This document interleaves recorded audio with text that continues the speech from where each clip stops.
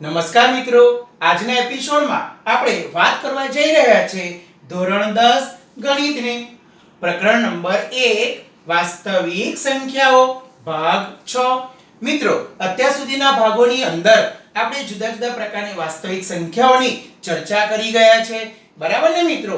આપણે યુક્લિડની ભાગ પ્રવિધિની ચર્ચા કરી ગયા, ગુસાઅ લસાની વાત કરી ગયા, બરાબર છે? હવે આપણે વાત કરવા જઈ રહ્યા છે જુદા જુદા પ્રકારની સંખ્યાઓ. મિત્રો, અગાઉના ધોરણમાં આપણે જુદા જુદા પ્રકારની સંખ્યાઓ ભણી ગયા છે. એમાં આપણે ભણ્યા હતા 1 2 3 4 5 અનંત સુધી. આ સંખ્યાઓને આપણે કહી હતી પ્રાકૃતિક સંખ્યા.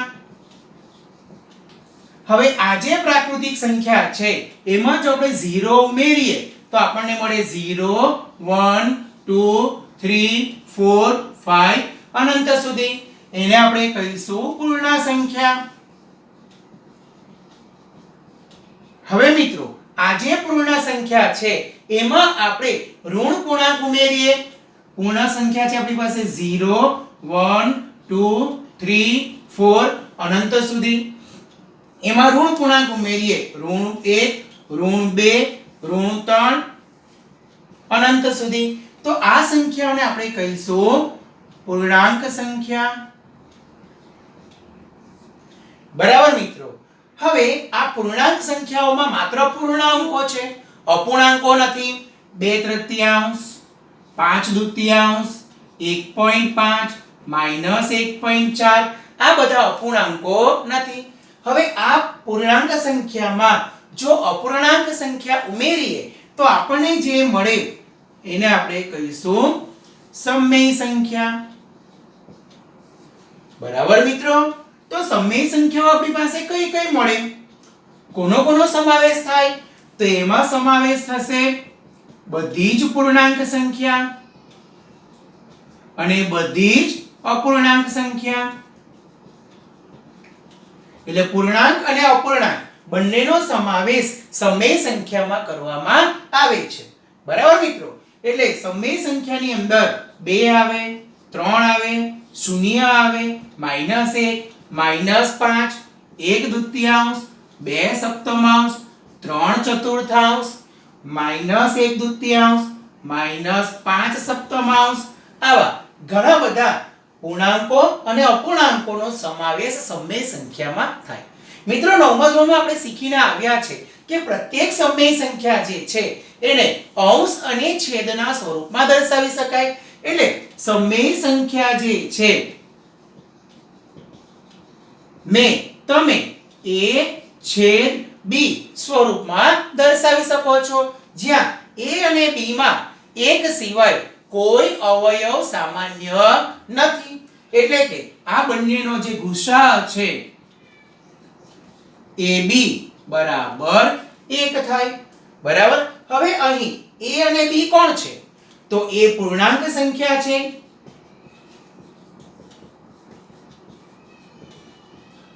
અને b પણ પૂર્ણાંક સંખ્યા છે, પરંતુ આપણે જાણીએ છીએ કે છેદમાં શૂન્ય ન હોઈ શકે, કારણ કે શૂન્ય વડે ભાગાકાર શક્ય નથી. એટલે b બરાબર શૂન્યેતર પૂર્ણાંક. કોઈ પણ સમમેય સંખ્યાને તમે અંશ અને છેદના સ્વરૂપમાં દર્શાવી શકો. આ 2 છે તો 2 એટલે 2/1. 3 છે તો 3/1.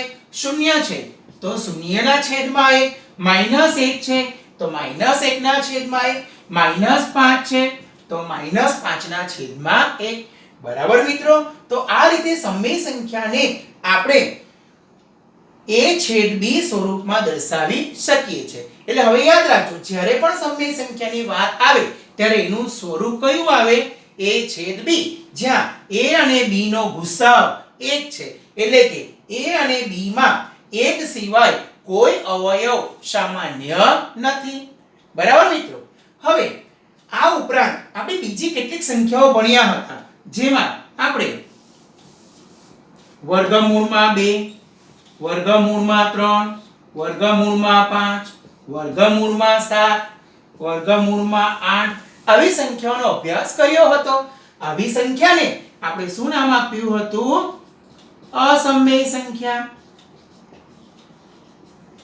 જે સંખ્યાનું વર્ગમૂળ, ઘનમૂળ, પંચમૂળ, સપ્તમૂળ, અષ્ટમૂળ એવું નીકળતું ન હોય ને તે સંખ્યાઓને આપણે અસમમેય સંખ્યાઓ તરીકે ઓળખીએ છીએ. બરાબર મિત્રો? ચલો હવે આ અસમમેય સંખ્યા અને આ સમમેય સંખ્યા બંને ભેગી મળે તો આપણને મળે વાસ્તવિક સંખ્યા. એટલે વાસ્તવિક સંખ્યામાં કોનો સમાવેશ થાય? તો કે સમમેય અને અસમમેય. બરાબર છે મિત્રો? હવે મિત્રો અગાઉના ધોરણમાં આપણે આને વર્ગમૂળ 2, વર્ગમૂળ 3, વર્ગમૂળ 5, વર્ગમૂળ 7 એ બધી સંખ્યાને આપણે અસમમેય સંખ્યા છે એમ સ્વીકારી લીધું હતું. પરંતુ 10મા ધોરણમાં હવે આ સંખ્યાઓ અસમમેય છે એમ આપણે સાબિત કરવાનું થાય. એટલે હવે પછી આ બધી સંખ્યાઓને અસમમેય છે એમ સાબિત કરવાના દાખલા આવે. બરાબર?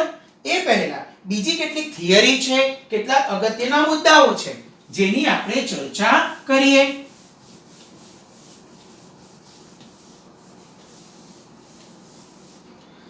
ચલો મિત્રો હવે આપણે જોઈએ તો એક સંખ્યા લઈએ 16. 16 એ 2 વડે વિભાજ્ય છે. બરાબર? 16 ને 2 વડે ભાગી શકાય? ભાગી શકાય ને? 2 અઠામ 16. હવે આપણે 16 કોનો વર્ગ છે? 16 નું વર્ગમૂળ કેટલું? તો 16 નું વર્ગમૂળ 4.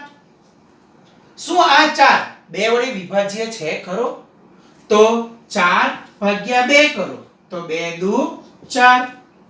તો 4 પણ 2 વડે વિભાજ્ય છે. એટલે 16 એ 2 વડે વિભાજ્ય છે તો 4 એ પણ 2 વડે વિભાજ્ય થાય. બરાબર મિત્રો? ચાલો હવે આપણે જોઈએ તો 100 એ 2 વડે વિભાજ્ય છે. રાઈટ? હવે 100 કોનો વર્ગ છે? તો 100 10 નો વર્ગ છે. તો આ 10 એ 2 વડે વિભાજ્ય છે ખરો? તો 10 એ પણ 2 વડે વિભાજ્ય છે. બરાબર મિત્રો? તો આ રીતે જોઈએ કે 16 એ 2 વડે વિભાજ્ય હોય તો 16 નું વર્ગમૂળ 4 એ પણ 2 વડે વિભાજ્ય થાય. 100 એ 2 વડે વિભાજ્ય હોય તો 100 કોનો વર્ગ છે? 10 નો. તો 100 નું વર્ગમૂળ 10 એ પણ 2 વડે વિભાજ્ય થાય. બરાબર મિત્રો? ચાલો 36 એ 3 વડે વિભાજ્ય છે. બરાબર? 12 તાલી 36. 36 કોનો વર્ગ છે? 6 નો. તો 6 એ પણ 3 વડે વિભાજ્ય છે. અહીં 2 3 એ બધી અવિભાજ્ય સંખ્યા છે. બરાબર? એટલે જો કોઈ સંખ્યા 2 વડે વિભાજ્ય હોય તો તેનું વર્ગમૂળ પણ 2 વડે વિભાજ્ય હોય. કોઈ સંખ્યા 3 વડે વિભાજ્ય હોય તો તેનું વર્ગમૂળ પણ 3 વડે વિભાજ્ય હોય. બરાબર? જો a² એ p વડે વિભાજ્ય હોય તો a² નું વર્ગમૂળ a પણ p વડે વિભાજ્ય હોય. બરાબર છે? અહીં p કોણ છે? તો p અવિભાજ્ય સંખ્યા છે. જો b² એ q વડે વિભાજ્ય હોય તો b² નું વર્ગમૂળ b એ પણ q વડે વિભાજ્ય હોય. મિત્રો આ છે આપણો પ્રમેય નંબર 1.3.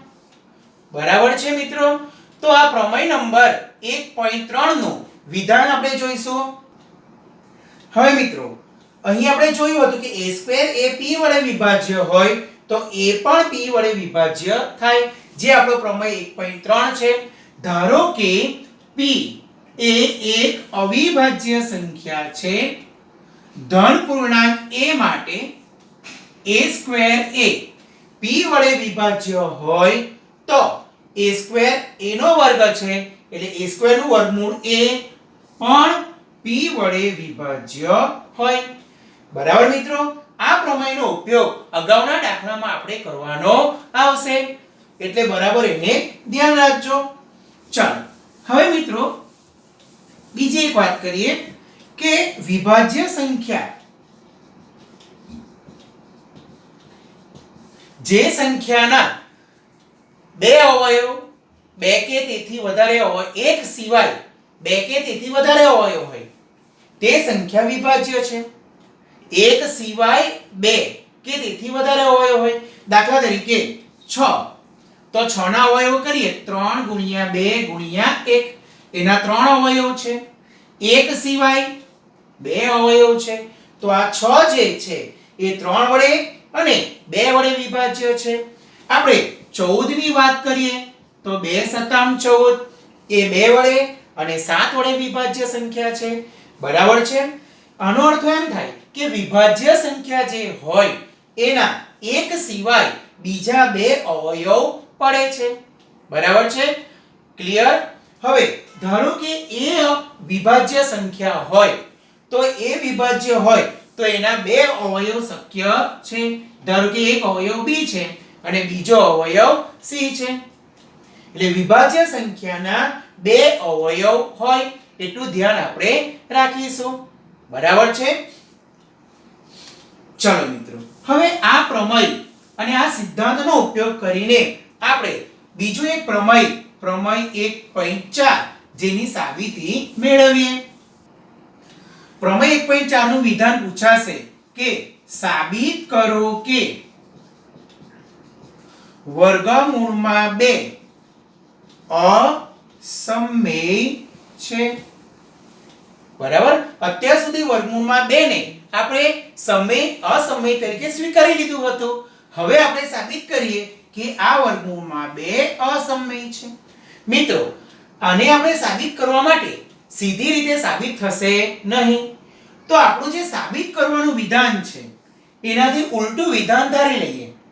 સાબિત કરવાનું છે વર્ગમૂળમાં 2 અસમમેય છે, તો આપણે ધારી લઈએ, ધારો કે વર્ગમૂળમાં 2 સમમેય છે. બરાબર છે મિત્રો, આનાથી ઉલટું ધારી લીધું. હવે જો વર્ગમૂળમાં 2 સમમેય છે, આપણે ભણી ગયા કે સમમેય સંખ્યાને a/b સ્વરૂપમાં દર્શાવી શકાય, એટલે therefore વર્ગમૂળમાં 2 બરાબર a/b, જ્યાં ગુસાઅ of ab બરાબર 1. અગાઉ આપણે આની ચર્ચા કરી ગયા છે. બરાબર મિત્રો, હવે આને આપણે ચોકડી ગુણાકાર કરીશું તો આ a આવશે બરાબર વર્ગમૂળમાં 2b આવશે. બરાબર મિત્રો, હવે શું કરીએ કે a બરાબર વર્ગમૂળમાં 2b છે, બંને બાજુ વર્ગ કરીએ. a નો વર્ગ વર્ગમૂળમાં 2 b નો વર્ગ, બંને બાજુ વર્ગ કરતા બરાબર a નો વર્ગ a² વર્ગમૂળમાં 2 નો વર્ગ 2b². બરાબર મિત્રો, તો અહીં તમે જુઓ કે a² ના બે અવયવ પડ્યા, એક અવયવ છે 2 અને બીજો અવયવ છે b². બરાબર મિત્રો, આને આપણે નંબર આપી દઈએ પરિણામ નંબર 1. ધ્યાન રાખજો, a² ના બે અવયવ થયા 2 અને b². હવે a² ના બે અવયવ એટલે therefore અહીં a² બરાબર 2 છે એટલે a² એ 2 વડે વિભાજ્ય છે. એના અવયવમાં 2 છે તેથી a સ્ક્વેર એ 2 વડે વિભાજ્ય છે. હવે પ્રમેય 1.3 આપણે ભણ્યા હતા કે જો a સ્ક્વેર 2 વડે વિભાજ્ય હોય તો a સ્ક્વેર નું વર્ગમૂળ a પણ 2 વડે વિભાજ્ય થાય. પ્રમેય 1.3 બરાબર મિત્રો. હવે a સ્ક્વેર 2 વડે વિભાજ્ય છે એનો અર્થ a સ્ક્વેર એ વિભાજ્ય સંખ્યા છે. હવે જો a વિભાજ્ય સંખ્યા હોય ને તો a ના 2 અવયવો પડે. therefore a બરાબર જો 2 અવયવ પડે એમાંનો એક અવયવ છે 2 અને બીજો અવયવ ધરી લઈએ m એટલે a બરાબર 2m. વિભાજ્ય સંખ્યાના 2 અવયવો પડે એવી વાત આપણે અગાઉ કરી ગયા છે. વિભાજ્ય છે એટલે 2 અવયવો શક્ય છે, એક 2 અને બીજો ધારી લીધો m. બરાબર મિત્રો. હવે આપણે ફરીથી બંને બાજુ વર્ગ કરીએ. a નો વર્ગ બરાબર 2m નો વર્ગ. બંને બાજુ વર્ગ કરતા બરાબર. ચલો હવે a સ્ક્વેર બરાબર 2 સ્ક્વેર m સ્ક્વેર, 2 નો પણ વર્ગ m નો પણ વર્ગ. બરાબર. હવે પરિણામ 1 માં આપણે એવું ભણ્યા છે કે a સ્ક્વેર બરાબર 2b સ્ક્વેર. તો આ a સ્ક્વેર ની જગ્યા પર લખી દઈએ 2b સ્ક્વેર બરાબર 2 સ્ક્વેર m સ્ક્વેર. પરિણામ 1 પરથી. બરાબર. હવે જુઓ અહીં એક 2 અને 2 સ્ક્વેર છે એટલે એક 2 ઉડી જશે, બાકી રહેશે b સ્ક્વેર બરાબર 2m સ્ક્વેર. આનો અર્થ એમ થાય કે b સ્ક્વેર ના 2 અવયવ છે 2 અને m સ્ક્વેર. બરાબર છે. એટલે therefore b સ્ક્વેર એ 2 વડે વિભાજ્ય છે.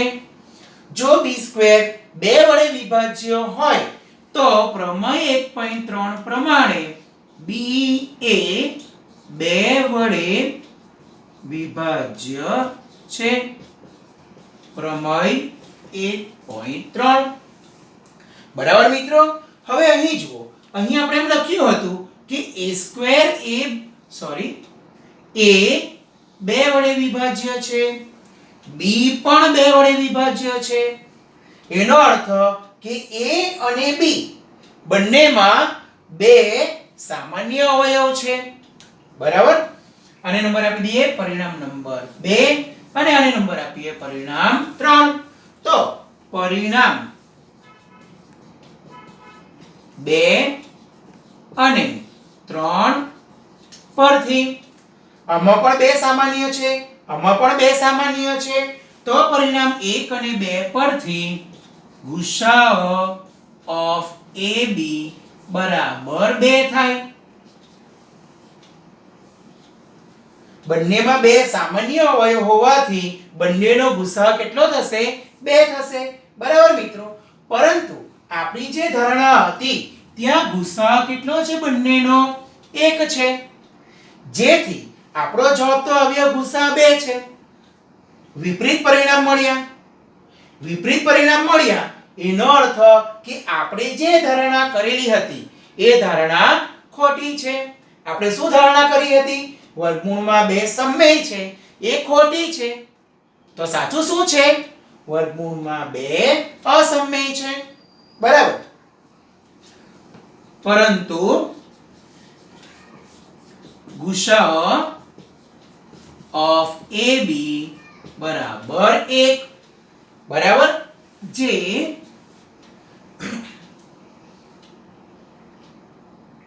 આપણી ધારણાથી વિપરીત છે.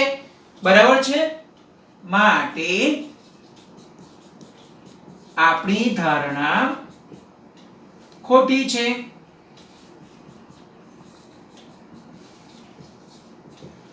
શું હતી આપણી ધારણા? વર્ગમૂળમાં 2 સમમેય છે, એ ખોટી છે, માટે સાબિત થઈ ગયું કે વર્ગમૂળમાં 2 અસમમેય છે. બરાબર મિત્રો, તો આ રીતે પ્રમેય 1.4 વર્ગમૂળમાં 2 અસમમેય છે એને આપણે સાબિત કરી શકીએ. મિત્રો સેમ આવું જ એક્ઝામ્પલ લઈએ. વર્ગમૂળમાં 2 ને બદલે વર્ગમૂળમાં 3, વર્ગમૂળમાં 5 લઈને પણ સાબિત કરી શકાય. વધુ એક્ઝામ્પલ લઈએ એટલે આપણને વધુ ખ્યાલ આવશે. ચલો મિત્રો, આપણને એમ પૂછાય કે સાબિત કરો કે વર્ગમૂળમાં 3 અસમમેય છે.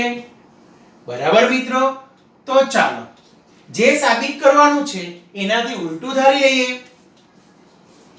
ધારો કે વર્ગમૂળમાં 3 સમમેય છે. જો વર્ગમૂળમાં 3 સમમેય હોય તો આપણે જાણીએ છીએ કે સમમેય સંખ્યાને a છેદ b સ્વરૂપમાં દર્શાવી શકાય, જ્યાં ગુસાઅ of a b બરાબર 1. બરાબર મિત્રો, ચલો હવે શું કરીશું? ચોકડી ગુણાકાર. આપણે આનો ને આનો ચોકડી ગુણાકાર કરીએ તો આ બાજુ આવશે a બરાબર વર્ગમૂળમાં 3b.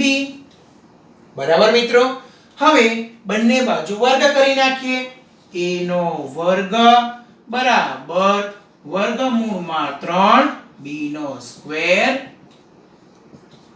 બંને બાજુ વર્ગ કરતા ચલો a નો સ્ક્વેર વર્ગમૂળમાં 3 નો વર્ગ 3b સ્ક્વેર. મિત્રો આને નંબર આપી દઈશું પરિણામ 1. બરાબર, ચલો a સ્ક્વેર બરાબર 3b સ્ક્વેર. આનો અર્થ એવો થાય કે a સ્ક્વેર ના બે અવયવ છે, એક 3 છે અને એક b સ્ક્વેર છે. આનો અર્થ a સ્ક્વેર જે છે એ 3 વડે વિભાજ્ય છે. therefore a સ્ક્વેર એ 3 વડે વિભાજ્ય છે. બરાબર મિત્રો, હવે આપણે પ્રમેય 1.3 માં ભણી ગયા છે કે a સ્ક્વેર 3 વડે વિભાજ્ય હોય તો a પણ 3 વડે વિભાજ્ય છે. therefore a એ 3 વડે વિભાજ્ય છે. પ્રમેય 1.3. બરાબર મિત્રો, ચાલો હવે આને નંબર આપી દઈએ 2. હવે a 3 વડે વિભાજ્ય છે એનો અર્થ એવો થાય કે a ના બે અવયવ છે, એક અવયવ 3 છે અને બીજો અવયવ ધારી લઈએ m. તો therefore a બરાબર 3m. બરાબર, ચાલો હવે શું કરીએ? બંને બાજુ વર્ગ કરીએ. therefore a સ્ક્વેર બરાબર 3m સ્ક્વેર. બંને બાજુ વર્ગ કરતા. બરાબર મિત્રો, ચલો a સ્ક્વેર બરાબર આ 3 નો સ્ક્વેર અને આ m નો સ્ક્વેર. હવે પરિણામ 1 માં a સ્ક્વેર ની કિંમત છે 3b સ્ક્વેર, તો આ a સ્ક્વેર ને બદલે લખી દઈએ 3b સ્ક્વેર. બરાબર છે, ચલો હવે અહીં લખીએ 3 સ્ક્વેર m સ્ક્વેર. પરિણામ 1 પરથી ચલો હવે 3 અહીંયાથી ઉડી ગયો 1. શું બાકી રહ્યું? b સ્ક્વેર બરાબર 3m સ્ક્વેર. આનો અર્થ એવો થાય કે b સ્ક્વેર છે એના બે અવયવ છે, એક અવયવ છે 3 અને બીજો અવયવ છે m square. therefore b square એ 3 વડે વિભાજ્ય છે.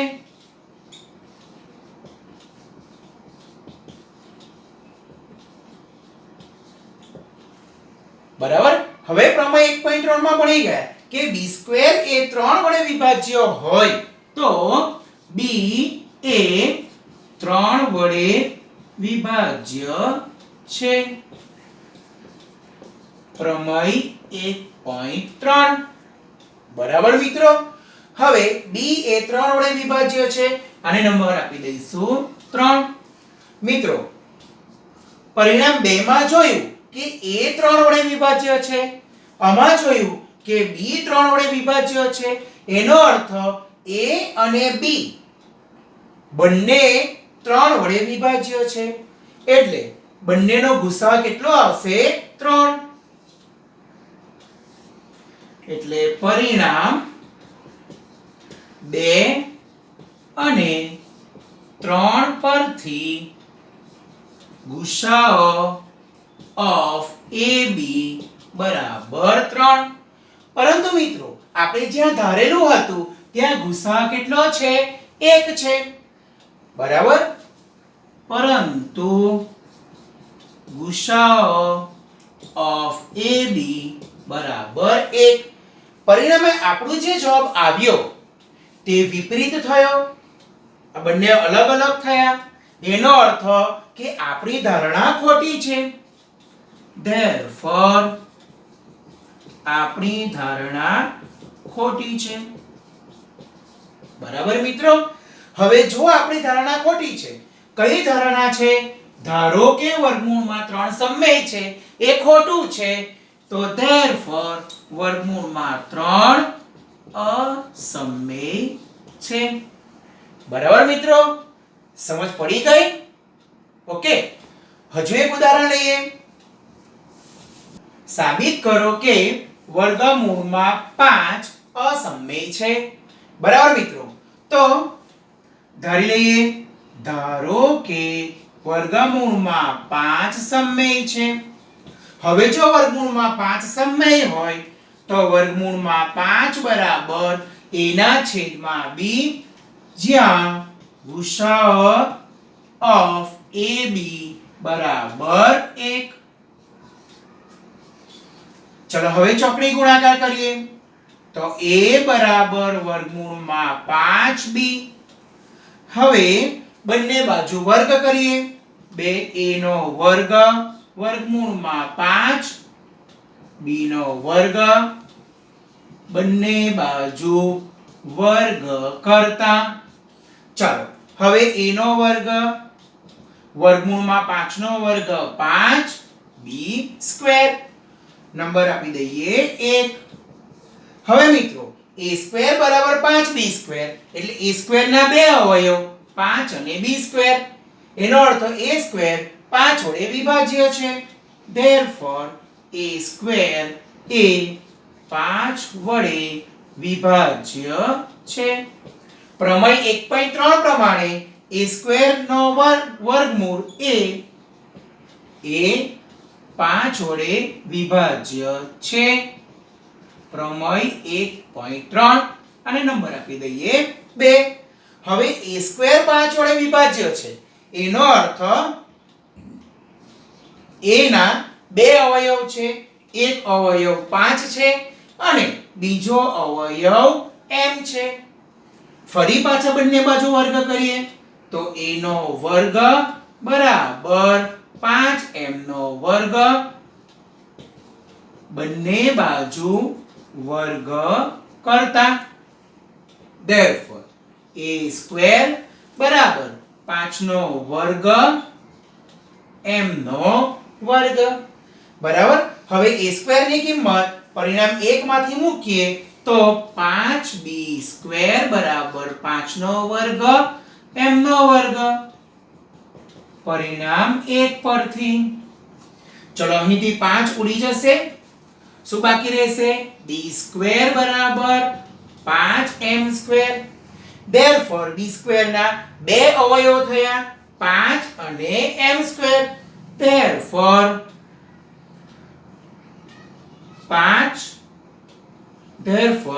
b² એ 5 વડે વિભાજ્ય છે.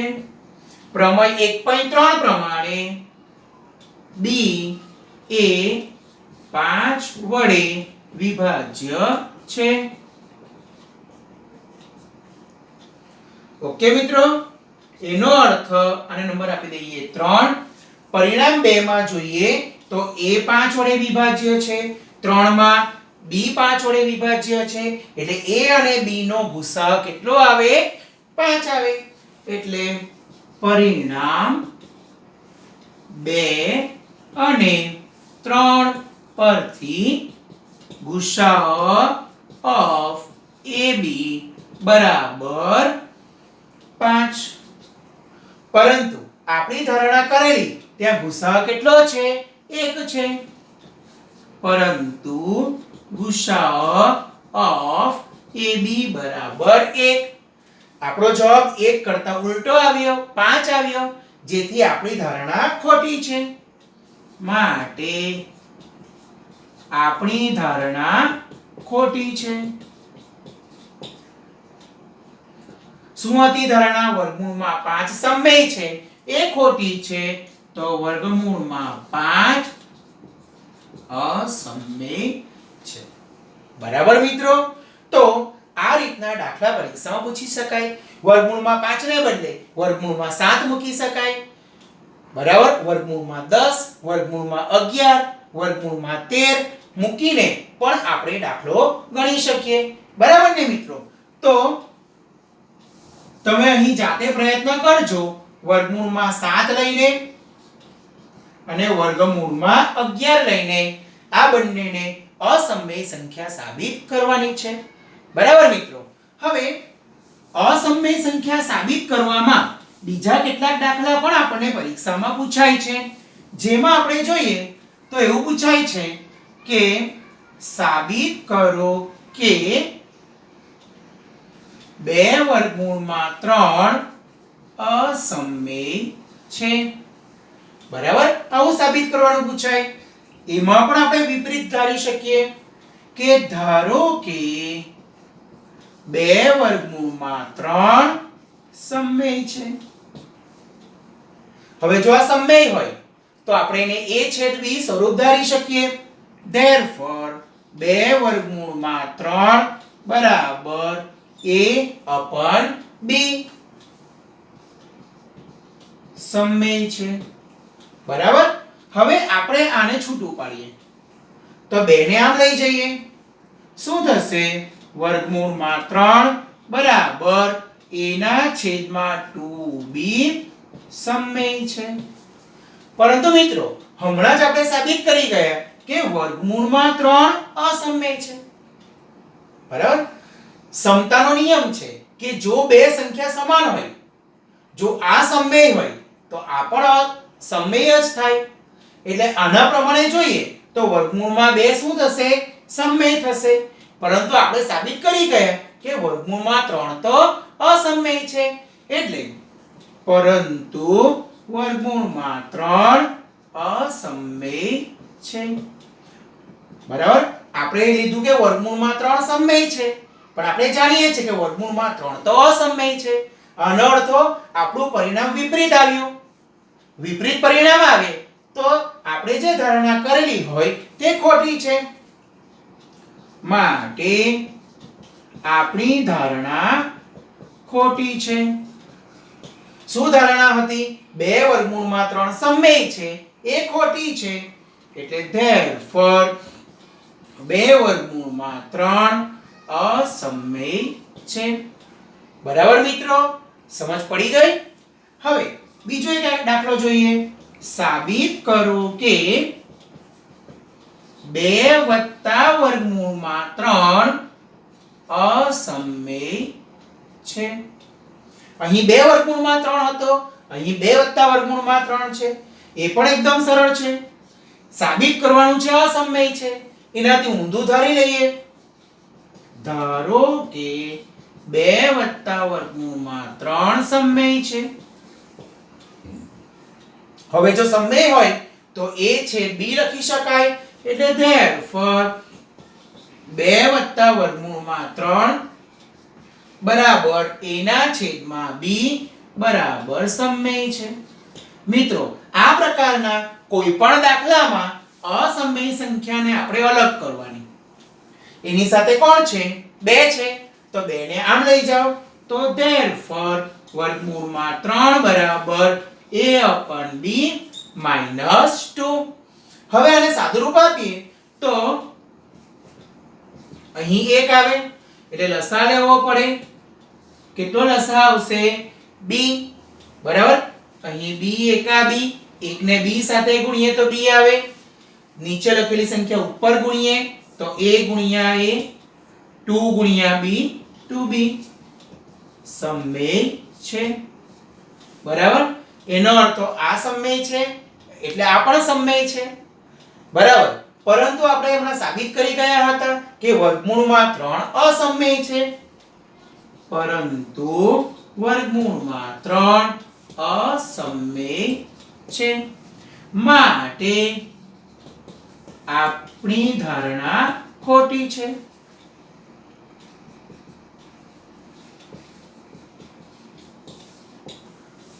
શું છે મિત્રો આપણી ધારણા? 2 + વર્ગમૂળમાં 3 સમમેય છે એ આપણી ધારણા છે એ ખોટી છે. એટલે therefore 2 + વર્ગમૂળમાં 3 અસમમેય છે. બરાબર મિત્રો, સમજ પડે છે ને? ચલો હજુ એક એક્ઝામ્પલ લઈએ.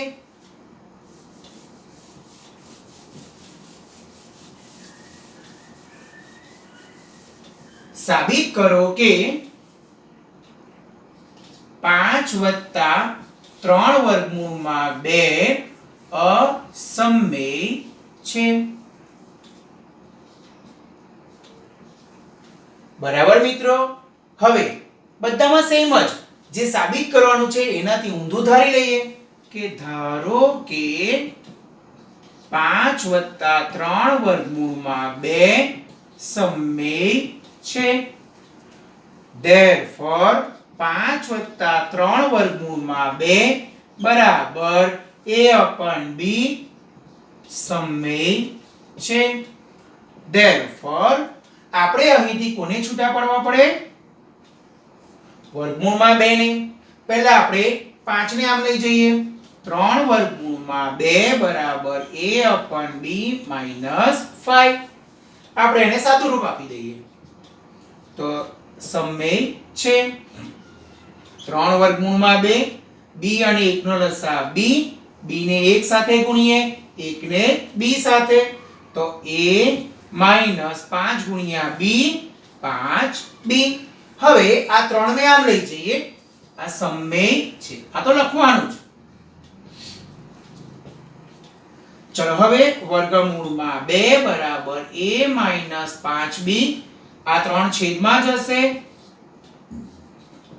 સમમેય છે. આનો અર્થ આ સમમેય છે એટલે આ પણ સમમેય છે. પરંતુ આપણે પ્રમેય 1.4 ભણી ગયા છે કે વર્ગમૂળમાં 2 અસમમેય છે. જ્યારે અહીં લાવ્યા વર્ગમૂળમાં 2 સમમેય છે.